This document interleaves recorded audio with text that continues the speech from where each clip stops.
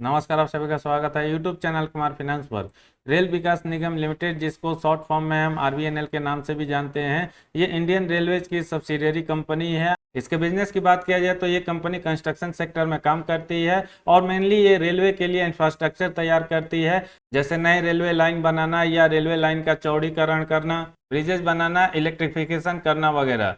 Current time में ये share 31 से 32 रुपए के रेंज में चल रहा है। एक डेढ़ साल पहले ही इसका आईपीओ इंडियन स्टॉक मार्केट में आया था और तब से इसके शेयर प्राइस में करीब 65 से 70% का मूवमेंट देखने को मिला है।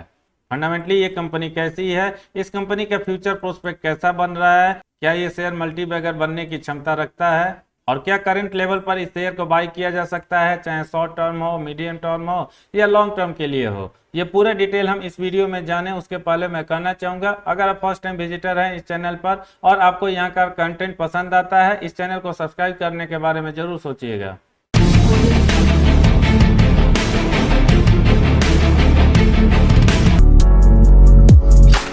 आरबीएनएल फंडामेंटली कितनी स्ट्रांग कंपनी है, इसके लिए हम इस कंपनी का पिछले कुछ सालों का एनुअल रिपोर्ट देख लेते हैं, जिसमें सबसे पहले प्रॉफिट एंड लॉस स्टेटमेंट को स्टडी करेंगे हम। और इसके लिए डेटा अवेलेबल है मार्च 2015 से लेकर मार्च 2020 एनुअल रिपोर्ट तक। इस कंपनी का सेल्स इस पीरियड में 3147 करोड़ से बढ़ के 14,531 करोड़ तक जा पहुंचा है, यानी पिछले 5 सालों में कंपनी का सेल्स 4 से 4.5 गुना बढ़ता है।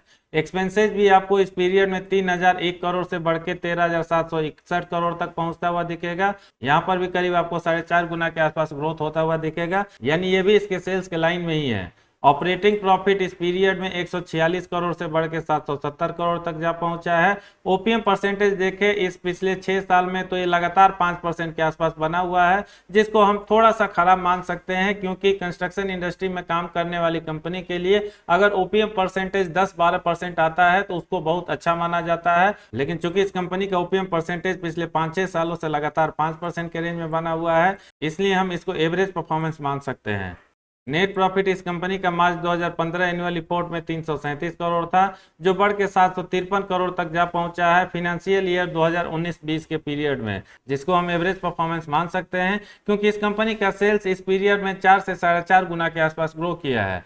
अर्निंग पर शेयर इस पीरियड में 1.62 रुपीज से बढ़ के 3.61 रुपया तक पहुंच चुका है। डिविडेंड के मामले में ये कंपनी ने जबरदस्त परफॉर्मेंस दिया है और लगातार अच्छा डिविडेंड देती हुई आ रही है अपने शेयर होल्डर्स को। सबसे ज्यादा 58% 2017 के एनुअल रिपोर्ट में दिया था, जो मार्च 2020 एनुअल रिपोर्ट के हिसाब से 32% है। आरबीएनएल के ओवरऑल परफॉर्मेंस को परसेंटेज वाइज देखें, कंपाउंडेड सेल्स ग्रोथ इस कंपनी का पिछले 1 साल में मात्र 2% होता है। हालांकि इस पीरियड में जिस तरह से बिजनेसेस डैमेज रहे कोरोना की वजह से, इसलिए फिलहाल के लिए इसको खराब नहीं माना जाना चाहिए। पिछले 3 साल में इसका कंपाउंडेड सेल्स ग्रोथ 35%, 5 साल में 36%, ये दोनों परफॉर्मेंस को हम जबरदस्त मान सकते हैं कंस्ट्रक्शन इंडस्ट्री में आने वाली किसी भी कंपनी के लिए। कंपाउंडेड प्रॉफिट ग्रोथ पिछले 1 साल में इसका अच्छा और 25% रहता है। 3 साल का परफॉर्मेंस देखें तो 24% और 5 साल में 17% रहता है, इसको भी ठीक ठाक माना जा सकता है। लेकिन अगर इसके कंपाउंडेड सेल्स ग्रोथ से हम कंपेयर करके देखें, इस परफॉर्मेंस को भी थोड़ा सा खराब मान सकते हैं, क्योंकि सेल्स ग्रोथ के कंपैरिजन में इसका प्रॉफिट ग्रोथ 3 साल का रिकॉर्ड हो या 5 साल का रिकॉर्ड हो, खराब रहता है। स्टॉक प्राइस सीएजीआर इस कंपनी का मात्र 1 साल का ही दिया हुआ है, क्योंकि स्टॉक मार्केट में लिस्टिंग हुए अभी इस कंपनी को 3 साल पूरा नहीं हुआ है। इस 1 साल में आरबीएनएल के शेयर में 69% का ग्रोथ हुआ है, जिसको हम अच्छा परफॉर्मेंस मान सकते हैं। रिटर्न ऑन इक्विटी भी इसका पिछले 5 सालों से ठीक ठाक माना जा सकता है, जिस इंडस्ट्री से ये आती है उसके हिसाब से, और ये पिछले 1 साल से लेके 5 साल के बीच में 15 से 16% के रेंज में बना हुआ है। आरबीएनएल के बैलेंस शीट को हम एवरेज मान सकते हैं, क्योंकि कंपनी के पास रिजर्व्स मार्च 2015 में 975 करोड़ का था, जो बढ़ के सितंबर 2020 क्वार्टर रिजल्ट के हिसाब से 3360 करोड़ तो होता है। लेकिन कंपनी के ऊपर जो कर्ज 2514 करोड़ का था मार्च 2015 एनुअल रिपोर्ट में, ये भी काफी तेजी से बढ़ के 4792 करोड़ तक जा पहुंचा है सितंबर 2020 क्वार्टर रिजल्ट के हिसाब से। देखा जाए तो इस कंपनी का रिजर्व जिस तेजी से बढ़ा है, ये एक अच्छा संकेत है। लेकिन उसी स्पीड में इस कंपनी के ऊपर कर्ज भी बढ़ता जा रहा है, जिसकी वजह से हम इसके बैलेंस शीट को थोड़ा सा एवरेज या पुअर मान सकते हैं, क्योंकि करंट टाइम में इस कंपनी के ऊपर कर्ज इसके कैश रिजर्व से ज्यादा है। रेशियोज में रिटर्न एंड कैपिटल एम्प्लॉयड का परसेंटेज मार्च 2017 एनुअल रिपोर्ट तक पुअर माना जा सकता है, लेकिन मार्च 2018 से लेकर मार्च 2020 एनुअल रिपोर्ट तक हम इसको ठीक ठाक मान सकते हैं, क्योंकि इस पीरियड में आरओसी परसेंटेज जिसका 12 से 13% के रेंज में है। आरबीएनएल एक पीएसयू है, इसलिए शेयर होल्डिंग पैटर्न में प्रोमोटर्स की होल्डिंग जो भी होगी ये गवर्नमेंट ऑफ इंडिया का है। और एक साल सवा साल पहले जब इस कंपनी का आईपीओ इंडियन स्टॉक मार्केट में आया था, उसके बाद से प्रोमोटर्स ने होल्डिंग अपने लगातार कम की है और लेटेस्ट क्वार्टर रिपोर्ट मार्च 2021 के हिसाब से फिलहाल 78.21% बना हुआ है। एफआईज की होल्डिंग कोई खास नजर नहीं आ रही है और ये मात्र 0.42% है। डीआईज की होल्डिंग में आपको दिसंबर 2020 क्वार्टर रिपोर्ट से मार्च 2021 क्वार्टर रिपोर्ट में ज़्यादा तेजी से बढ़ता हुआ दिखेगा, क्योंकि ये 1.12% से बढ़ के 9.43% हुआ है। इसका रीजन है इसी पीरियड में सेंट्रल गवर्नमेंट ने ओएफएस के थ्रू एक बड़ा स्टेक सेल किया था डीआईज को। पब्लिक की होल्डिंग देखें तो ये भी आपको ठीक ठाक नजर आएगा और लेटेस्ट क्वार्टर रिपोर्ट के हिसाब से फिलहाल ये 12% के आसपास है। आरबीएनएल का प्रॉस देखें तो ये स्टॉक अच्छा डिविडेंड यील्ड देता है, क्योंकि इसका परसेंटेज 3.62% है और इसने पिछले कुछ सालों से लगातार अच्छा डिविडेंड पे आउट का परसेंटेज मेंटेन किया है, जो फिलहाल 29.27% ऑन एवरेज आ रहा है। जबकि इसके कॉन्स की बात करें तो कंपनी के ऊपर 3624 करोड़ का कंटिजेंट लायबिलिटी है। कंपनी अपने इंटरेस्ट कॉस्ट को कैपिटलाइज कर रही है और अर्निंग जो हमने देखा उसमें अदर इनकम के थ्रू 376.75 करोड़ रुपया इंक्लूडेड है। ये रहा रेल विकास निगम लिमिटेड का पास्ट परफॉर्मेंस, जहां पर हमने देखा कंपनी का सेल्स बहुत अच्छे तरीके से ग्रो किया है। ग्रोथ रेट इसका सेल्स में काफ़ी अच्छा और स्ट्रॉन्ग बना हुआ है, लेकिन कंपनी का बैलेंस शीट थोड़ा सा एवरेज या पुअर नज़र आ रहा है। इसका ओपीएम परसेंटेज भी थोड़ा सा लो बना हुआ है। हालांकि आरओसीई हो या आरओई हो, इस सेक्टर के हिसाब से अच्छा माना जा सकता है। इस शेयर का करंट मार्केट प्राइस 31.40 रुपया है, जो इसके बुक वैल्यू 26.10 रुपया से थोड़ा सा ज्यादा है और इसको हम इस कंपनी के लिए अच्छा संकेत मान सकते हैं। आगे बढ़ते हुए अब हम रेल विकास निगम लिमिटेड के price and volume, short analysis और इन्वेस्टमेंट चेकलिस्ट देख लेते हैं। फिर फाइनली हम डिस्कस करेंगे फ्यूचर में ये शेयर किसी इन्वेस्टर को कितना अच्छा रिटर्न दे सकता है। आरबीएनएल का शॉर्ट एनालिसिस करंट टाइम में काफी स्ट्रॉन्ग बना हुआ है, क्योंकि इसके फेवर में स्ट्रेंथ 14, अपॉर्चुनिटी 2, टोटल 16 स्कोर हो रहा है, जबकि इसके अगेंस्ट में वीकनेस 4, थ्रेट 1, मात्र 5 स्कोर हो रहा है। प्राइस एंड वॉल्यूम में शेयर का प्राइस परफॉर्मेंस पिछले एक साल से लगातार अच्छा बना हुआ है, क्योंकि पिछले एक महीना में इसके शेयर प्राइस में 8.64% का ग्रोथ हुआ है, जबकि पिछले एक साल में ये करीब 69% के आसपास ग्रो किया है।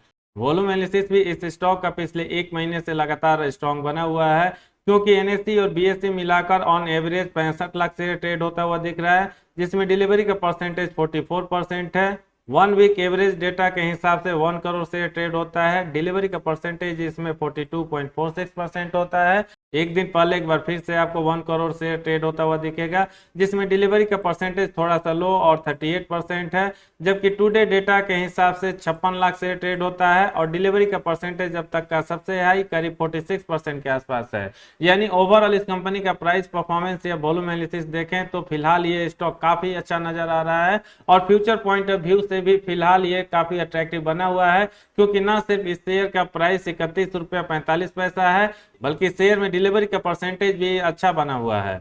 रेल विकास निगम लिमिटेड के इन्वेस्टमेंट चेकलिस्ट में जो 5 पैरामीटर दिया हुआ है, एकमात्र parameter dividend returns insufficient data की वजह से फिलहाल कुछ नहीं दे रहा है, लेकिन जैसा कि हमने देखा ये कंपनी बहुत अच्छा डिविडेंड देती है अपने शेयर होल्डर्स को, इसलिए इसको भी हम ग्रीन जोन में मान सकते हैं।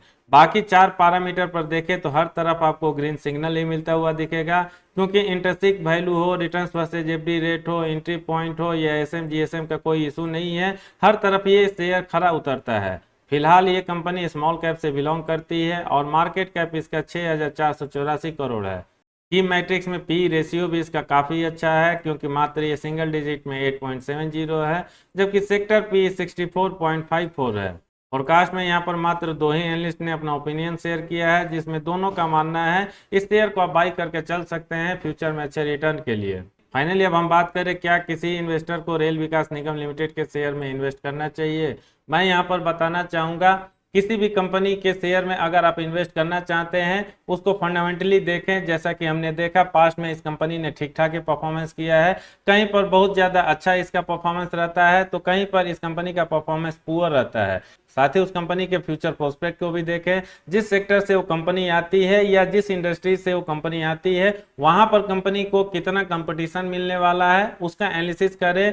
क्या वो कंपनी अपने इंडस्ट्री या सेक्टर से अच्छा परफॉर्मेंस दे रही है या उसके कंपैरिजन में खराब परफॉर्मेंस दे रही है।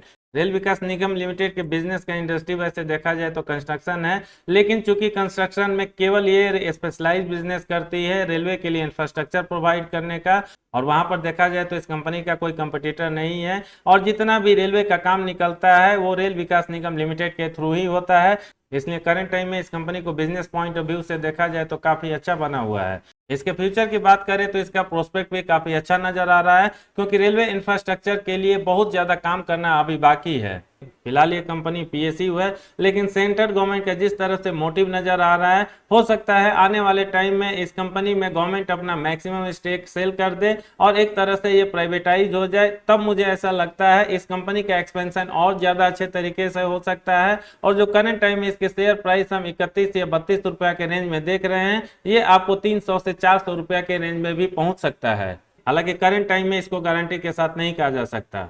करंट टाइम में इसका पी रेशियो भी काफी अच्छा और मात्र सिंगल डिजिट में नजर आ रहा है, जो इसके लिए पॉजिटिव पॉइंट है। और साथ ही ये स्टॉक बहुत अच्छा डिविडेंड भी ऑफर करता है अपने शेयर होल्डर्स के लिए। इसलिए पूरे एनालिसिस को अगर कंक्लूड करके समझा जाए, मेरे हिसाब से ये शेयर जो फिलहाल 31-32 रुपया के रेंज में चल रहा है, बिल्कुल ही अट्रैक्टिव प्राइस में अवेलेबल है। आप चाहें तो इस शेयर में इन्वेस्ट कर सकते हैं। भले ही ये शेयर फ्यूचर में बहुत बड़ा मल्टीबैगर ना बने, लेकिन अगर कोई इन्वेस्टर इसमें पेशेंस दिखाता है करंट टाइम से और इसको होल्ड करके चलता है आने वाले 5 से 6 सालों तक, मुझे ऐसा लगता है 8 to 10x रिटर्न इसमें पॉसिबल है। इसलिए मेरे ओपिनियन के हिसाब से आप इस शेयर को कंसीडर कर सकते हैं इन्वेस्टमेंट के लिए, अगर आपका व्यू लॉन्ग टर्म है। इस वीडियो में इतना ही। ये वीडियो कैसा लगा कमेंट करके जरूर बताएं। पसंद आए तो लाइक का बटन प्रेस करके अपने सर्किल में उनके साथ जरूर शेयर करें जो आरबीएनएल के शेयर में इंटरेस्टेड हैं। पूरा वीडियो देखने के लिए धन्यवाद। जय हिंद।